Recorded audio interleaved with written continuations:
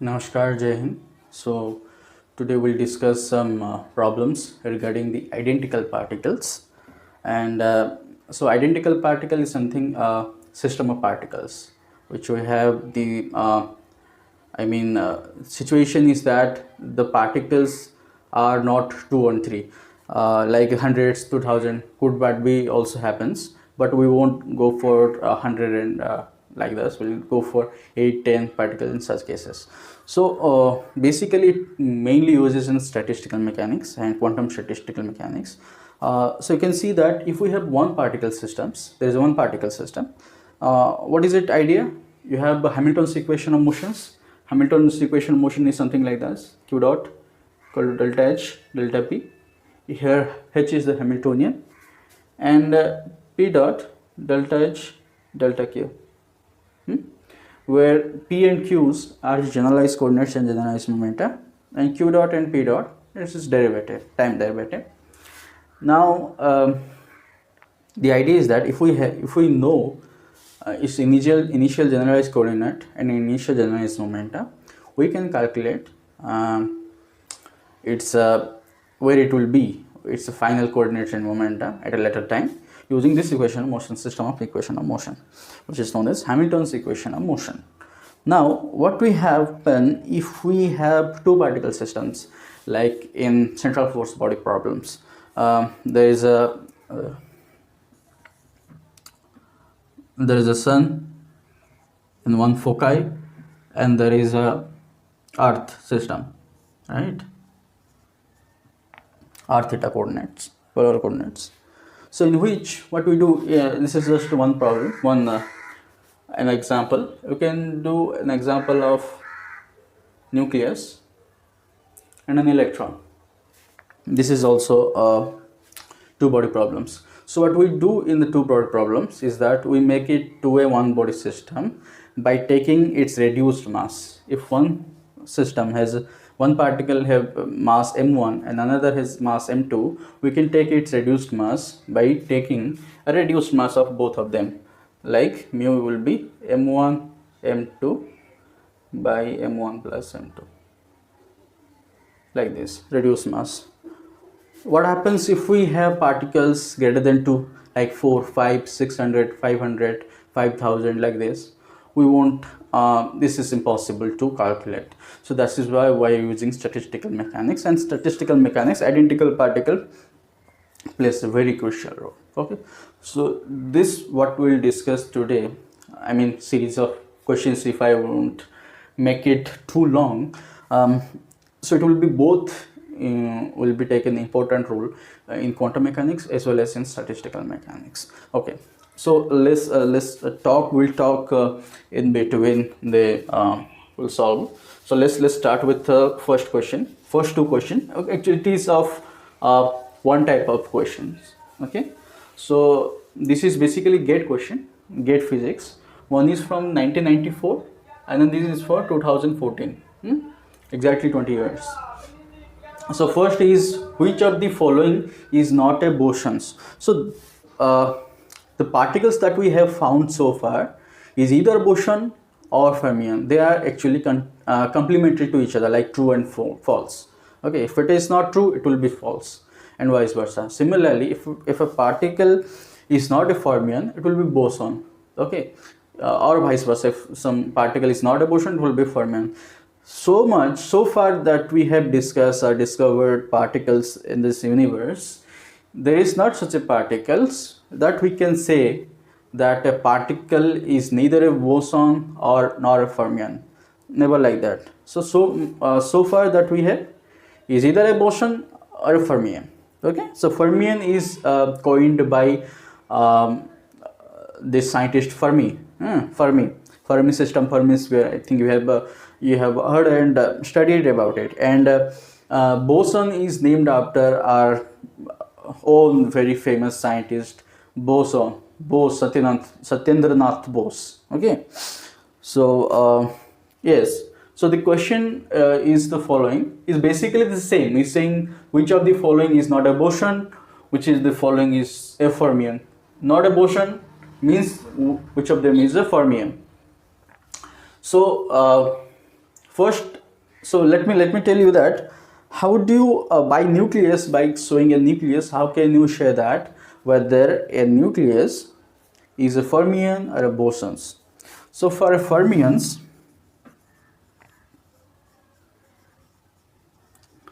the condition is, what is the condition?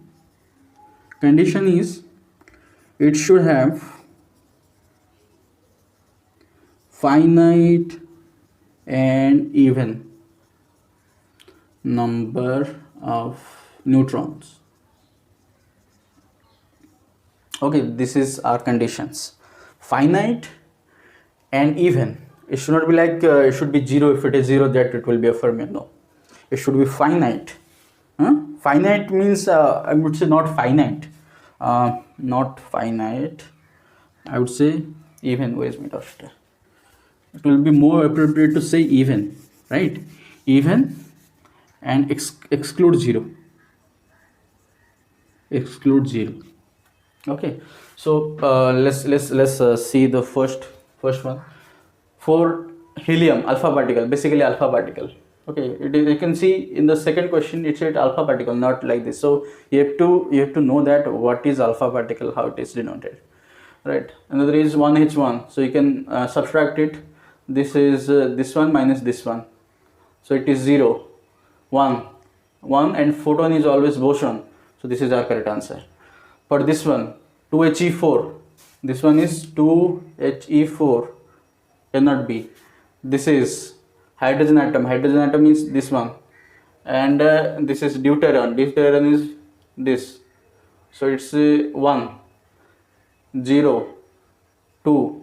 So that what we have left with is this one. So this one's answer is C, this one's answer is B. Okay, so this is our first two questions. Let's go for the second question.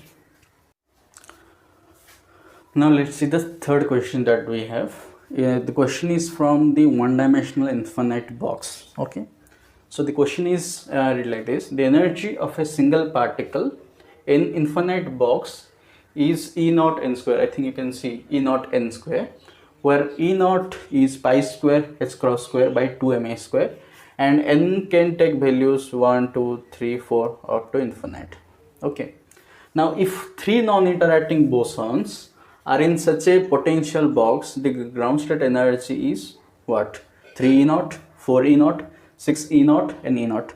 So it is basically an easy questions, very easy question. It would be difficult if the particles are even higher, and I mean it can be asked about first excited and excited state. So if you got this type of question, what you do first is that make a diagram, and character is energy labels. So it will be first energy label will be E naught, 4 E naught, because it's n square, right? 9 E naught, 16 E naught.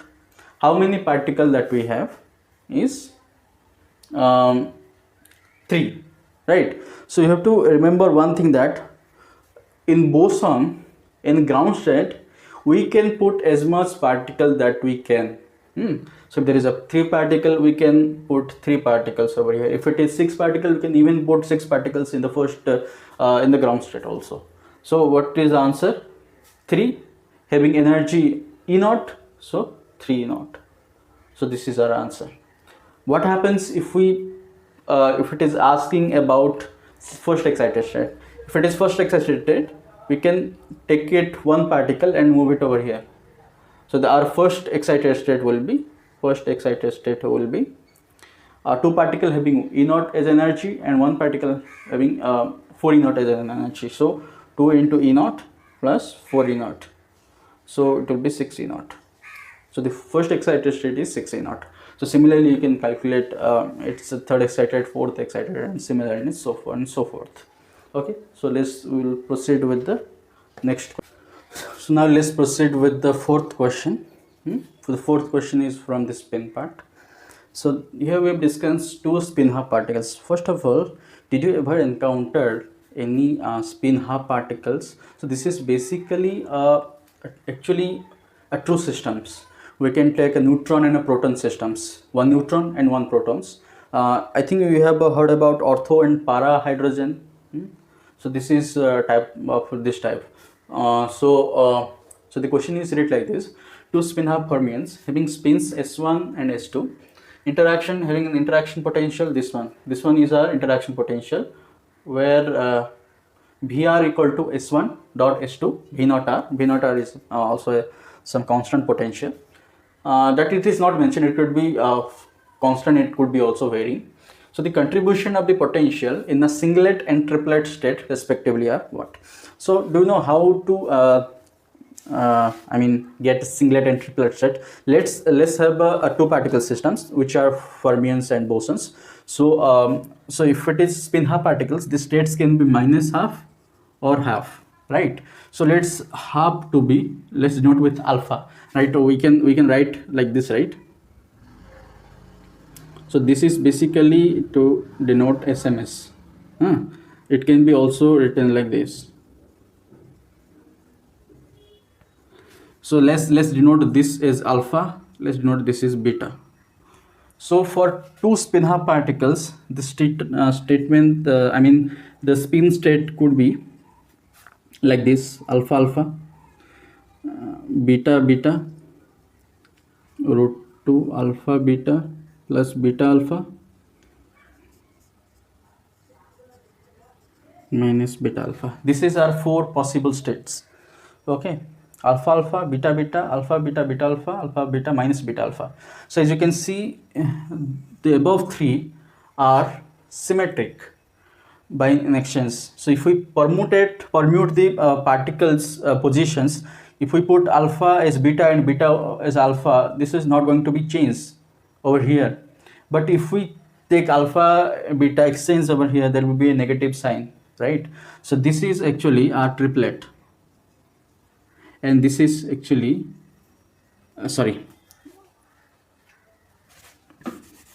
singlet, and this is triplet. One thing you must remember is that for a fermionic system, the total wave function is antisymmetric. Okay, let's write if psi fermionic equal to special part, spin part. Okay, this is the special part, which is only the position dependence, and this is the spin dependence. Okay, so psi fermionic is always antisymmetric, that we know. For a fermion system, the wave function is always antisymmetric. Now what happens to this one?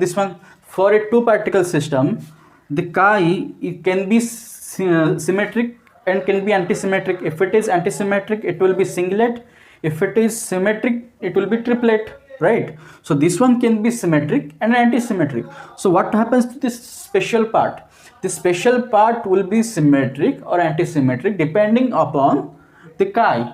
If it is symmetric, if the chi is symmetric, the psi should be antisymmetric, so that the total wave function should be antisymmetric. Similarly, if the chi is antisymmetric, this one should be antisymmetric, and vice versa, to make the total wave function as antisymmetric. Now what happens if it is boson? For a boson, total wave function is symmetric. Now if the total wave function is symmetric, for that case, if the special part is symmetric, the temporal the spin part will be also symmetric. If the space part is antisymmetric, the spin part also to be antisymmetric, so that antisymmetric multiplication will be symmetric. Okay, so this thing you should be remember. If you know, then it is bingo. All right, so let's discuss this one. Okay, how to, so basically I have to calculate the S1 dot S2. So I can write is S equal to S1 dot S1 S2, right? Now S equal to, here S equal to 0 for singlet and S equal to 1 for triplet. Okay, for symmetric its spin is 1, for antisymmetric spin is 0. Actually you all this can be studied in the Clash-Gordon coefficients in angular momentum chapter. If we have permitted the time, we'll discuss it later. So let's so s equal to 0, s1 s equal to 1 for triplet and singlet. So I can write s equal to s square equal to, let's square this, s1 square mod, should be mod, plus s2 square plus 2s1 dot s2. So from this I can calculate s1 dot s2 equal to half s square minus s1 square s2 square.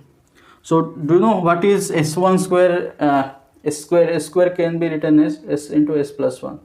I'm taking the natural coordinate, natural system of units, so I'm taking h cross equal to 1. Okay, remember in natural system of unit, h cross equal to c equal to k, which is Boltzmann constant, taken is equal to 1. It's basically used in quantum field theory, particle physics courses to make the solution more easily. So maybe we'll discuss in the Dirac theory and other theories in the quantum field, quantum relativistic mechanics. So relativistic quantum mechanics. So s square will be, this one will be 0 because this will be s into s plus 1. So s equal to 0 for, let's say, for this singlet state. Okay, I think you can see this s1 dot s2 singlet.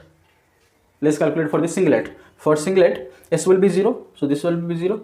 Now what would be s1 s2? S1 into s1 plus 1. Now s1 equal to s2 equal to half, because these are spin fermion systems. So now this will be 3 by 4 minus 3 by 4. So this will be minus 3 by 4. Okay, so for singlet, this is minus 3 by 4. What about triplet? So let's calculate for triplet.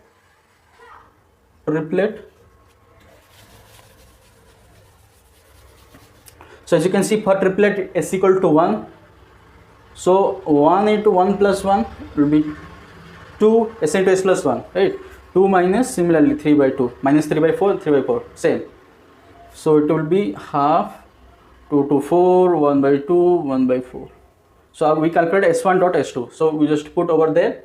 So what the result that we got for the singlet case, minus 3 by 4. Okay, and for the triplet case 1 by 4. So 1 by 4 into v naught by 4. So option D will be correct. Okay, so I don't know which, I think maybe it is from 2004 gate. I'm not sure, but you can check. Okay. So this is our result for this one. Okay, so relating to this question can be other, could be asked, like it can be also changed by, let's say, if it is can be v naught by r also. So the potential can be also varied also. Okay, so this is the idea, so you should be take care of. Okay, let's proceed with this. Let's see the next question. Consider a system of 8 non-interacting particles. 8 non-interacting identical quantum particles of spin 3 by 2. Okay, it is not spin half, it's spin 3 by 2. In 1D box of length L, the minimum excitation energy of this system in the units of this.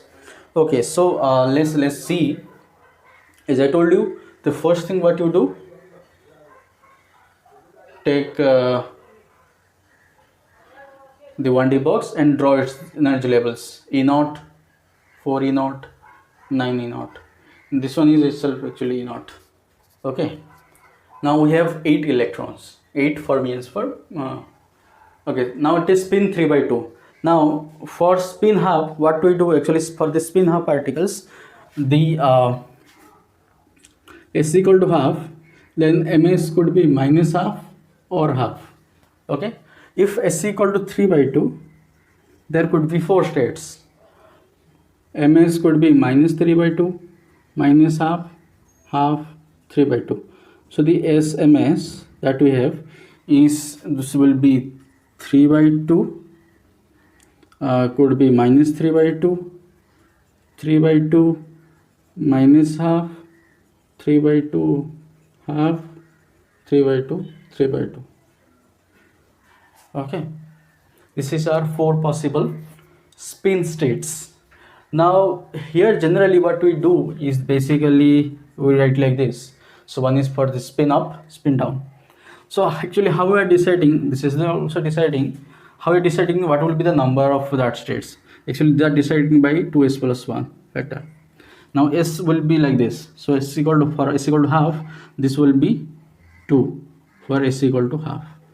This will be 4 for s equal to 3 by 2. You can put Similarly, it can be 5 by 2, 7 by 2. Because for the Fermi system, it is spin half particles. It could be half, 3 by 2, 5 by 2, so on and so on. So, so this is the case. Now here we are discuss with what is it actually asking. It asking about the minimum excitation energy of the system. What is mean that by that? We have some ground state energy. We have some first excited energy. What will be the energy required for transferring here to here, right? That means it is asking first excited state minus ground state, that it is asking. Now here we have 8 particle systems, 8 particles. So how we can distribute this one? So in the ground state we can put 4 particles. So 1 2 3 4. Okay, so if it is spin half particles, we can put 2 particles. So 1 2 3 4. So okay, so as I was talking, for the ground state we can put 4 particles. So this is for the 3 by minus 3 by 2 minus half 3 by 2. And for the excited state, first excited state, we can put other 4 particles, 1 2 3 4. So this will be our ground state energy. So for the ground state energy, what will be that? EGS will be 4 into E naught plus 4 into 4 E naught. Okay, 4 particles having 4 E naught energy and 4 particles having energy E naught. So that will be 4 into 5 E naught, so 20 E naught. Okay, so what happens in the first excited state? So this is the maximum particles it can have in the ground state.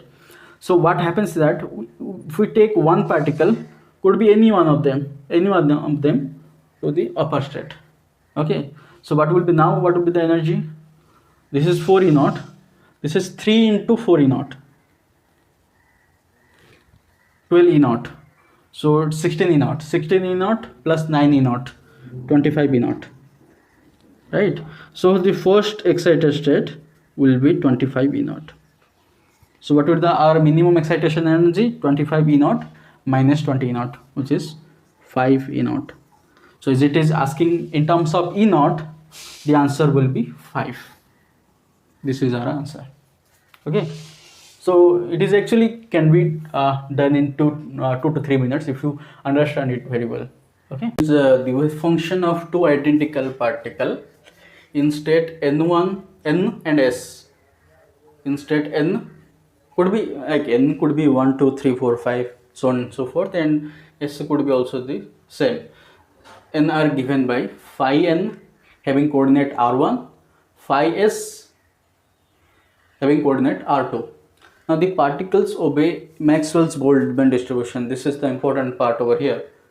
The particle obeys Maxwell-Boltzmann distribution. The state of the combined 2 particle system is this. So this is the addition of 2 particle system, exchange of 2 particle system having symmetric and anti-symmetric, and multiplication of the 2 particle systems.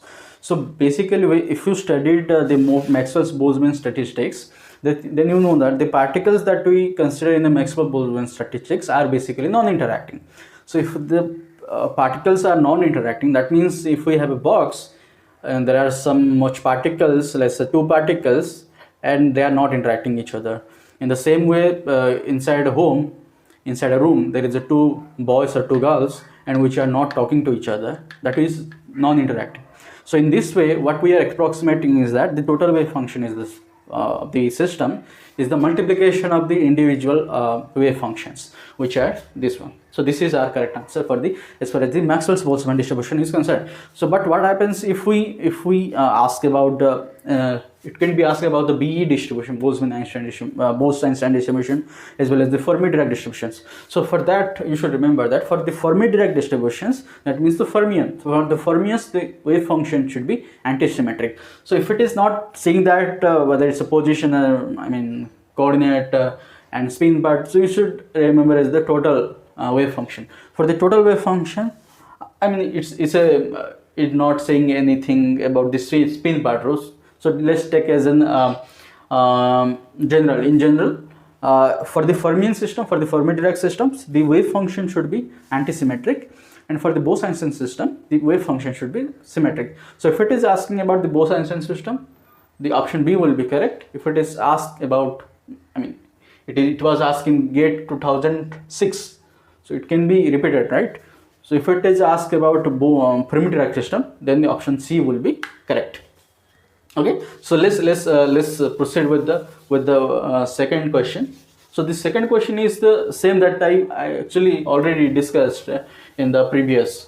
So the previous question was from the 2004 GATE. Okay, I didn't mention, so please check that.